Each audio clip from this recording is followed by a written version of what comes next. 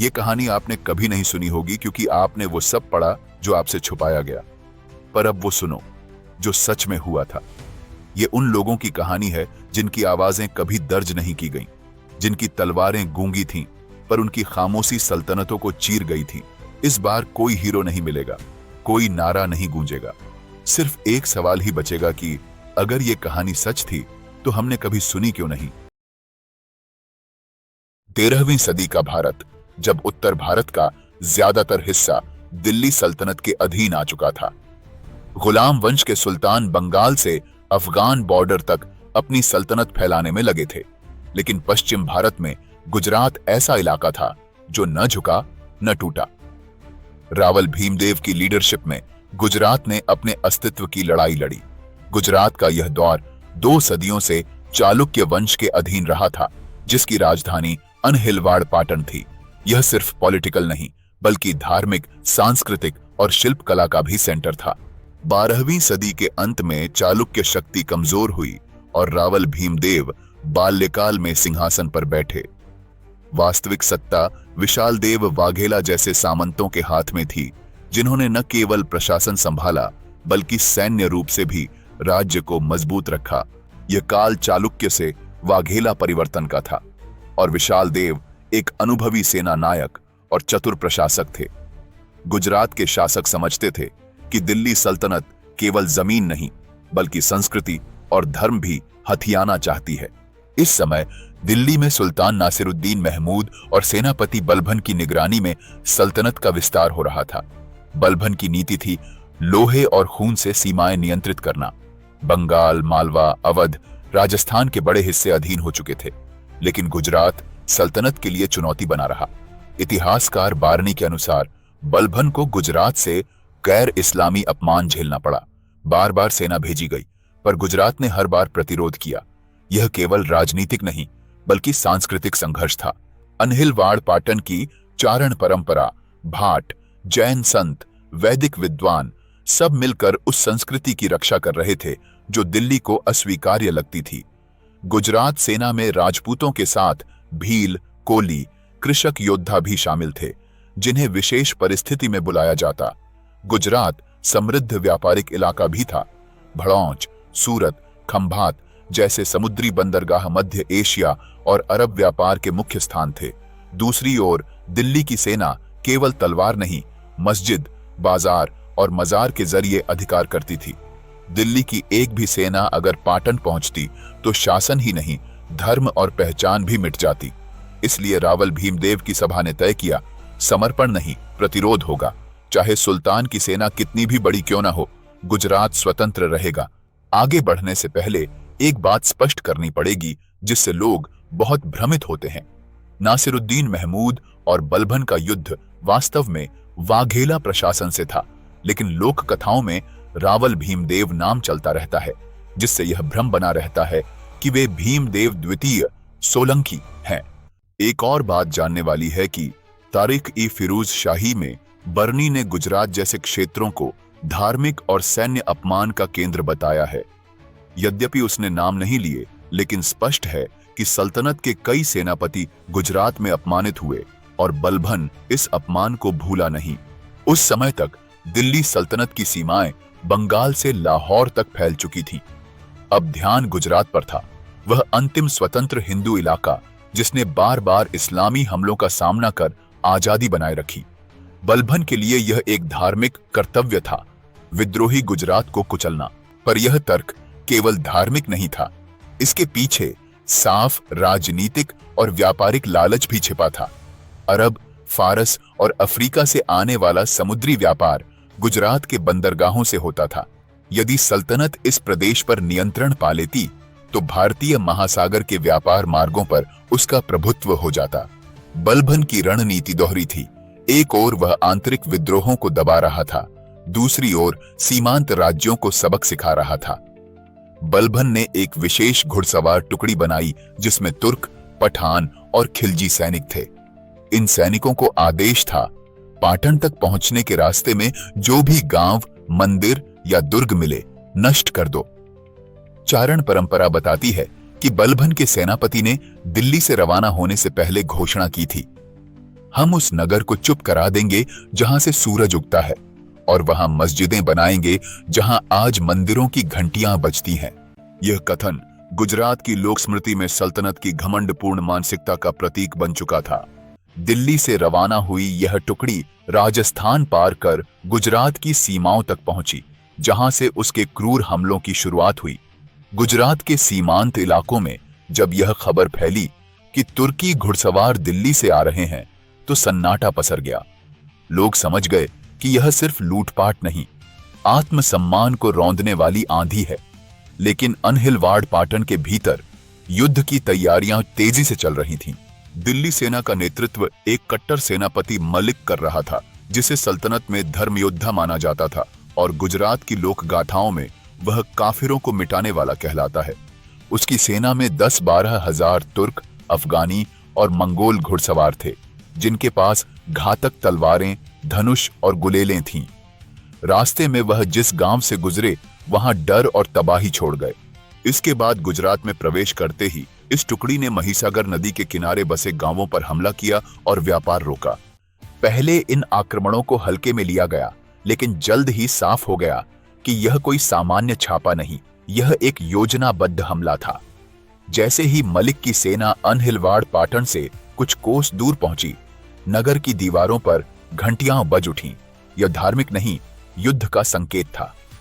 रावल भीमदेव को सूचना दी गई कि सल्तनत की सेना द्वारों तक पहुंच चुकी है। उन्होंने तुरंत सभा बुलाई, जिसमें सबसे पहले बोले विशाल देव वाघेला, अब यह प्रश्न नहीं है कि हम लड़ेंगे या नहीं, प्रश्न यह है कि हम कितनी दृढ़ता से लड़ेंगे। इसके बाद गुजरात की सेना को 3 हिस्सों में बांटा गया। पहला दल नगर की बाहरी दीवारों की सुरक्षा करेगा, दूसरा दल घुड़सवार समूह जो खुले मैदान में शत्रु का सामना करेगा, तीसरा दल स्थानीय योद्धा और मंदिर रक्षक जो भीतर से सामग्री और आपूर्ति संभालेंगे। युद्ध की घोषणा के बाद मुख्य मोर्चे पर विशाल देव वाघेला स्वयं डटे और रावल भीमदेव नगर में रहकर समन्वय का दायित्व निभाने लगे। जब मलिक की सेना अनहिलवाड़ के पास पहुंची, उन्हें लगा कि गुजरात डरकर आत्मसमर्पण कर देगा। लेकिन नगर द्वारों पर सजे राजपूतों की कतारें, धनुर्धारी और युद्ध के लिए तैयार नागरिक देखकर यह साफ हो गया, यह कोई डरपोक रियासत नहीं, गर्वीला गुजरात था। सल्तनत की सेना ने नगर के दक्षिणी द्वार से हमला किया। पहली टक्कर में कुछ प्रहरी चौकियां ढह गईं, लेकिन तुरंत ही विशाल देव वाघेला के नेतृत्व में गुजरात की सेना ने सटीक घात लगाकर पलटवार किया।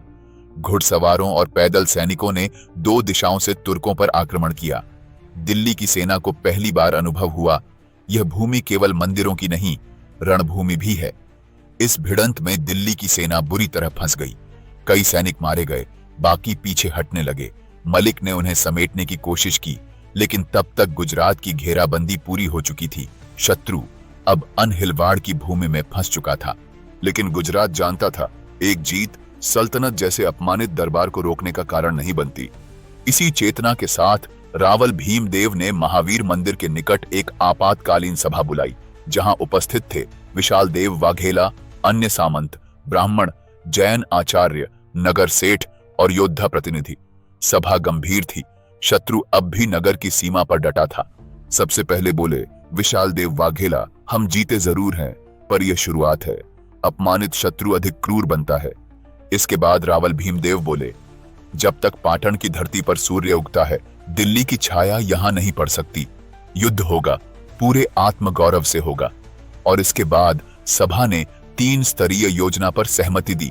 शस्त्रागार से अतिरिक्त हथियार बांटे गए।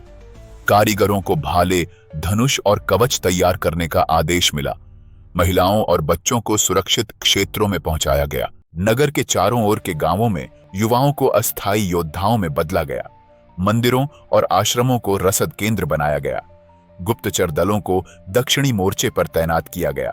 नदी पार रास्तों को बंद किया गया, ताकि शत्रु को न सहायता मिले न वापसी का रास्ता। चारण परंपरा कहती है, उस रात पाटन के गढ़ों पर दीप जलाए गए, जिन पर लिखा था, जो सिंहासन बचाना जानते हैं वे सिर नहीं झुकाते, जो आत्मगौरव में जीते हैं वे पराधीनता में मरना स्वीकार नहीं करते।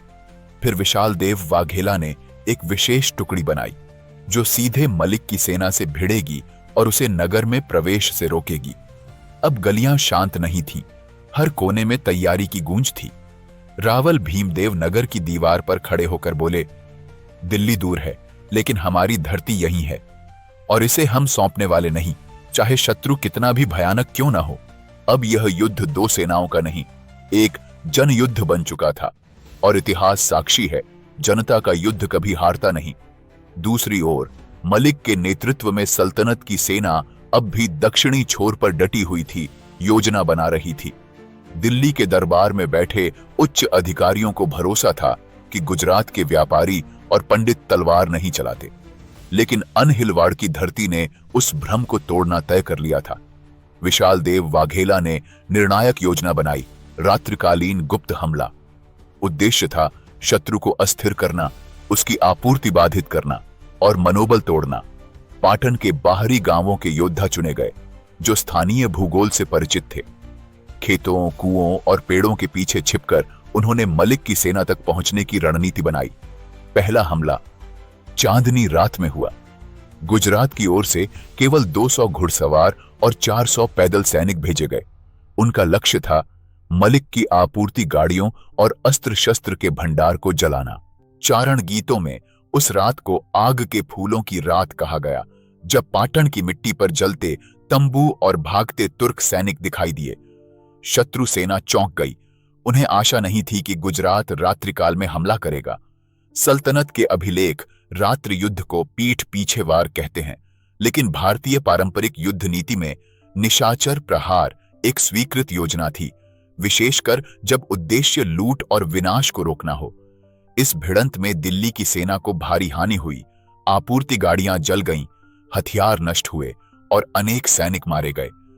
मलिक ने तुरंत घेराबंदी करवाई, चारों दिशाओं में प्रहरी तैनात किए, लेकिन गुजरात का संदेश साफ था, यह लड़ाई उनके नियमों पर लड़ी जाएगी।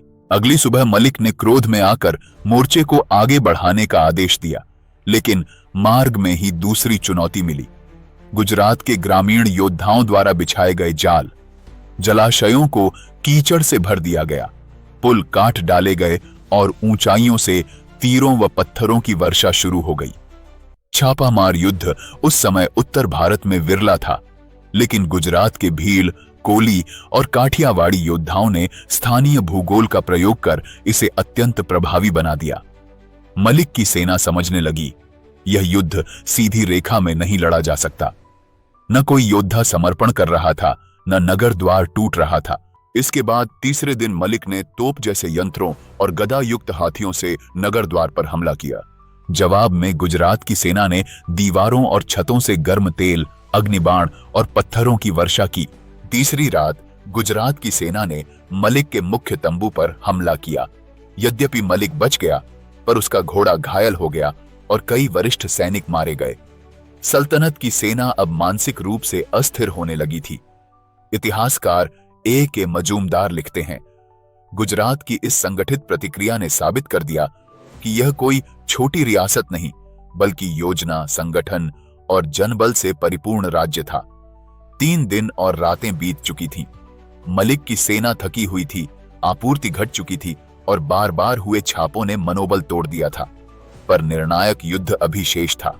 अब तक केवल छाया युद्ध करने वाली गुजरात की सेना निर्णायक टक्कर के लिए तैयार थी। रावल भीमदेव की अनुमति से विशाल देव वाघेला के नेतृत्व में एक बड़ी टुकड़ी को नगर से बाहर भेजा गया। पाटन के पश्चिमी द्वार के पास फैले समतल मैदान में सुबह होते ही मंदिरों से शंख ध्वनि हुई। योद्धा पारंपरिक कवच, ढाल, तलवार और भाले लेकर नगर द्वार से निकले। मलिक की सेना भी मोर्चा लेने लगी, परंतु लगातार हमलों और थकान के चलते उनकी कतारें बिखरी हुई थीं। इसके विपरीत गुजरात की सेना त्रिकोणीय कतारों में, मध्य में विशाल देव, दोनों पंखों में सामंतों के नेतृत्व में संगठित थी। पहला आक्रमण दिल्ली की सल्तनत की ओर से हुआ। उनके घुड़सवार सीधे गुजरात की अग्रिम पंक्ति पर टूटे। गुजरात ने वलय घेराव योजना अपनाई, सामने से टक्कर ली और बाएं दाएं पंखों ने चारों ओर से घेर कर आक्रमण किया। यह पद्धति स्थानीय भूगोल पर आधारित थी, जिसे गुजरात के योजनाकारों ने विकसित किया था। इस घातक घेरे से सल्तनत की अग्रिम टुकड़ी टूट गई। भागते सैनिकों को गुजरात के घुड़सवारों ने पीछा कर वहीं ढेर कर दिया। दूसरे चरण में मलिक ने अपनी केंद्रीय टुकड़ी, जिसमें युद्ध अनुभवी तुर्क सैनिकों को आगे बढ़ाया। उनका हमला घातक था। गुजरात की कतार का मध्य भाग डगमगाया। तभी विशाल देव ने पीछे की झाड़ियों में छिपे घुड़सवार दल को आदेश दिया, जिसने मलिक के बाएं पंख पर आक्रमण कर दिया। भगदड़ मच गई और सेनापति को स्वयं तलवार संभालनी पड़ी। चारण परंपरा में इस युद्ध को भैरव समर कहा गया है, जिसमें तीरों की वर्षा ने सूरज की रोशनी तक ढक दी। तीसरे चरण में मलिक की सेना पूरी तरह टूट चुकी थी। घोड़े न होने से गति थमी और गुजरात की पैदल सेना ने पीछा कर कई सेनापति बंदी बनाए, सैकड़ों सैनिकों को मार गिराया। गुजरात को भी क्षति हुई, पर निर्णायक जीत उसी की रही। कहा जाता है मलिक घायल अवस्था में रणभूमि में पड़ा था, उसे जीवित पकड़ लिया गया। यहीं से आरंभ होती है वह कथा जो लोक कंठों और चारणों की आवाज में जीवित है। नगर द्वार खुले शत्रु के लिए नहीं, बल्कि विजयी योद्धाओं के स्वागत के लिए। विजय के बाद पाटन में गौरव और आक्रोश की लहर थी। यह साधारण सफलता नहीं थी उस सल्तनत पर जिसने उत्तर भारत को अपने पैरों तले कुचला था। और तब आया वह दृश्य, इतिहास का सबसे प्रतीकात्मक, विवादास्पद और जनगीतों में गाया जाने वाला क्षण, जब शत्रु सेनापति का मृत शरीर नगर द्वार पर टांगा गया। यह घटना किसी प्रमाणित फारसी ग्रंथ में दर्ज नहीं, लेकिन गुजरात की चारण परंपरा, लोक गाथाएं और सौराष्ट्र से पाटन तक के जनगीत इसे इतनी बार दोहराते हैं कि यह जनस्मृति का हिस्सा बन चुकी है। चारण कवियों के अनुसार मलिक का मृत शरीर रणभूमि से घोड़ों से बांधकर नगर तक घसीटा गया। उसकी तलवार नगर द्वार पर टांगी गई और मृत शरीर को उल्टा लटकाया गया, ताकि हर यात्री जाने यह नगर पराधीनता नहीं सहता। एक जनगीत कहता है, नंदनवाड़ा की छाया में लटकती रही वह देह, हर गुजरते कारवां से कहती रही, दिल्ली यहां नहीं जीतती। मिरात ए अहमदी जैसे ग्रंथों में एक सेनापति का अपमानजनक अंत जैसे संकेत मिलते हैं, पर नाम या विवरण नहीं। इतिहासकार इसे संकेतात्मक स्मृति मानते हैं, जबकि चारण इसे निर्विवाद गाथा कहते हैं। कुछ ब्राह्मण और जैन परंपराओं में उल्लेख है, उस दिन मंदिरों में पूजा नहीं हुई, मूर्तियां भी देख रही थीं। वह दृश्य जहां शत्रु का अपवित्र मृत शरीर नगर के प्रवेश पर लटक रहा था। चारणों के अनुसार वह मृत शरीर 3 दिन तक नगर द्वार पर लटका रहा। चौथे दिन न दाह हुआ न प्रार्थना, उसे गाड़ दिया गया ताकि न हिंदू सम्मान मिले न इस्लामी विधि। इस अपमान का प्रभाव सैन्य विजय से अधिक गहरा था। लोक कथाएं कहती हैं, यह दृश्य देखकर गुजरात में छिपे अन्य तुर्क सैनिक भाग निकले। उन्होंने पगड़ियां उतार दी और किसान बनकर उत्तर की ओर भागे। इतिहासकार इस दृश्य को लेकर बंटे हुए हैं। कोई इसे बढ़ा चढ़ाकर कही गई बात मानते हैं, कोई जनगौरव की प्रतिक्रिया। दिल्ली सल्तनत के इतिहासकारों ने इस युद्ध का कोई उल्लेख नहीं किया, क्योंकि यह केवल हार नहीं थी, यह हार के साथ अपमान भी था। और दिल्ली सल्तनत का इतिहास अपमान नहीं, केवल विजय दर्ज करता है। जब गुजरात की यह जीत दिल्ली पहुंची, बलभन के दरबार में सन्नाटा छा गया। वह दिल्ली सल्तनत जो अपने चरम पर थी, उसे एक रियासत ने न केवल हराया बल्कि अपमानित भी किया।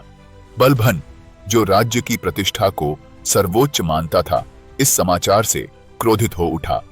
दरबार के उच्च अधिकारियों और धर्माचार्यों ने इसे इस्लामी आस्था पर आक्रमण कहा और गुजरात पर दोबारा चढ़ाई की मांग की। चारण परंपरा के अनुसार बलभन ने सभा में तलवार उठाकर कहा, जहां हमारे सेनापति की लाश अपमानित हुई, वहां की धरती को लहू से रंगना हमारा कर्तव्य है। यह बलभन की मानसिक स्थिति का प्रतिबिंब है।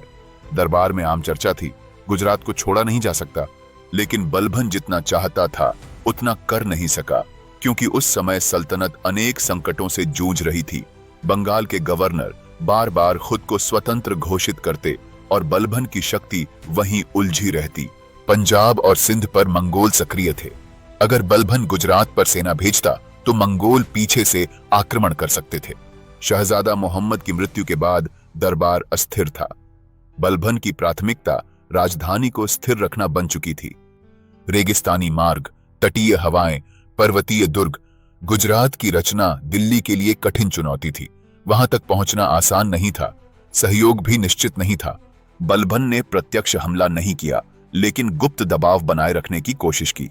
मिरात-ई-अहमदी में उल्लेख है, बलबन ने गुजरात को पत्र भेजे जिसमें लिखा था, क्या तुम अल्लाह के नायब की प्रभुता अस्वीकार करते हो? सल्तनत ए दिल्ली की तलवार को चुनौती देना चाहते हो? चारण परंपरा कहती है, रावल भीमदेव ने कोई उत्तर नहीं भेजा, बस दिल्ली के दूत को नगर सीमा पर बैठाकर लौटा दिया। यह मौन उत्तर दिल्ली दरबार के लिए सबसे बड़ा अपमान था। बलबन की दोबारा आक्रमण की योजना अधूरी रह गई। इतिहासकारों के अनुसार बलबन के समय सीमांत इलाकों से अपमानजनक पराजय की खबरें आती रहीं, लेकिन ये इतिहास में अस्पष्ट शब्दों में ही दर्ज की गई और गुजरात की विजय भी उन्हीं में खो गई।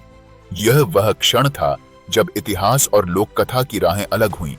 दिल्ली ने पराजय को चुप्पी में दबा दिया, गुजरात ने उसे स्मृति में शंख की तरह बजा दिया।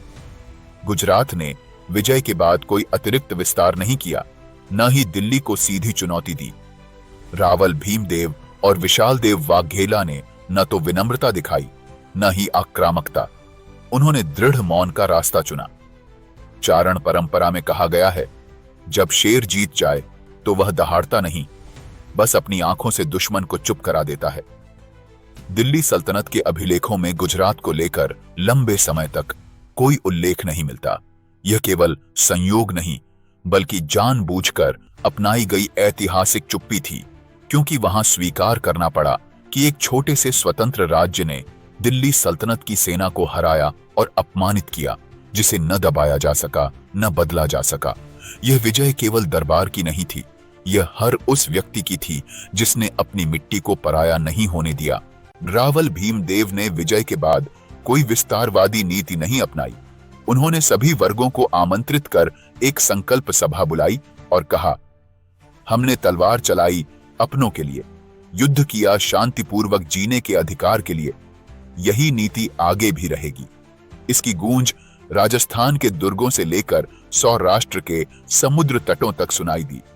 दिल्ली की अजेय कही जाने वाली सेना की पराजय और उसके सेनापति का अपमानजनक अंत, यह केवल एक युद्ध का निष्कर्ष नहीं, बल्कि नई प्रेरणा की शुरुआत थी। उस समय राजस्थान की रियासतें मेवाड़, मारवाड़, बीकानेर दिल्ली सल्तनत के निरंतर दबाव में थीं। कहीं दुर्ग ढह चुके थे, कहीं कर दिया जा रहा था, कहीं प्रतिरोध भीतर ही भीतर सुलग रहा था। लेकिन गुजरात की विजय ने इन रियासतों को नई शक्ति दी। दिल्ली सल्तनत के दरबारी इतिहासकारों ने चुप्पी साध ली। वही दरबार जो हर विजय को फारसी में सजाता था, इस पराजय पर मौन रहा। अमीर खुसरो, दिल्ली सल्तनत का प्रमुख दरबारी कवि जिसने हर युद्ध को कविता में बांधा, उसने भी गुजरात की पराजय का नाम नहीं लिया। क्यों? क्योंकि सल्तनत का इतिहास केवल विजेताओं का था। जो हारा मिटा दिया गया, जो शर्म बना नामहीन कर दिया गया, जिसने चुनौती दी उसकी आवाज दबा दी गई। यहां इतिहास नहीं लिखा गया, यहां इतिहास चुना गया। चाहे इतिहास माने या न माने, यह लोक गाथा आज भी जीवित है। राजस्थान की पगड़ी में, सौराष्ट्र की साड़ी में, गुजरात की धूल में, पाटन की दीवारों में। इतिहासकारों का एक वर्ग मानता है, लोक परंपरा ही वैकल्पिक इतिहास है, जो सत्ता से स्वतंत्र होता है, जो जनता की आंखों से लिखा जाता है। पाटन की गाथा इसका जीवंत उदाहरण है। जब इतिहास में बार बार यह पढ़ाया गया कि इस्लामी सेनाएं अजेय थीं, पाटन की कथा उस धारणा को चुनौती देती है। रासमाला जैसे 19वीं सदी के अंग्रेजी ग्रंथों में भी इन कथाओं का संक्षिप्त उल्लेख आता है, जो दिखाता है कि यह परंपरा केवल लोक में नहीं, उपनिवेशकालीन अभिलेखों तक पहुंची। लेकिन हमने सिर्फ वही देखा जो लिखा गया। अगर इतिहास सिर्फ वही है जो कागजों में है, तो फिर विश्वास मानो, भारत कभी आजाद हुआ ही नहीं। तुमने अकबर का नाम सुना होगा, जिसे महान कहा गया, लेकिन उसने हजारों मंदिरों को तोड़ा और मेवाड़ के राणाओं का रक्त बहाया। तुमने औरंगजेब की कहानी पढ़ी होगी, उसी औरंगजेब की जो कुरान के नाम पर वीणा तक जला देता था और जिसकी दिल्ली सल्तनत में लाखों गैर मुसलमान तलवार के डर से झुके थे। तुमने शाहजहां की इमारतों पर फोटो खिंचवाए होंगे, उसी शाहजहां की जिसने संगमरमर में प्यार ढूंढा, लेकिन इंसानों को उसकी कब्र के लिए कैद खानों में सड़ाया। पर क्या तुमने कभी विशाल देव वाघेला का नाम सुना? उस योद्धा का जिसने दिल्ली सल्तनत को वहीं पटक दिया जहां से वह लौटकर कभी नहीं आया? नहीं सुना होगा, क्योंकि वह बड़े बड़े भवन नहीं बनवाते थे, वह सिर्फ लड़ते थे। और यहाँ इतिहास लड़ने वालों का नहीं, लिखने वालों का हुआ करता है। और यही तो हमारी सबसे बड़ी हार है कि हमने अपनी असली जीतों को भुला दिया और अपने सच्चे नायकों को कभी जाना ही नहीं। और अगर यह कहानी आपको हिला गई तो आपको राजा ललितादित्य की विजय जाननी चाहिए, राजा सुहेलदेव की वीरता देखनी चाहिए और महाराणा कुंभा के अदम्य पराक्रम से रूबरू होना चाहिए। अगर आपको हमारा रिसर्च अच्छा लगे तो नीचे डिस्क्रिप्शन में दिए लिंक से सपोर्ट करें। जय हिंद, जय भारत।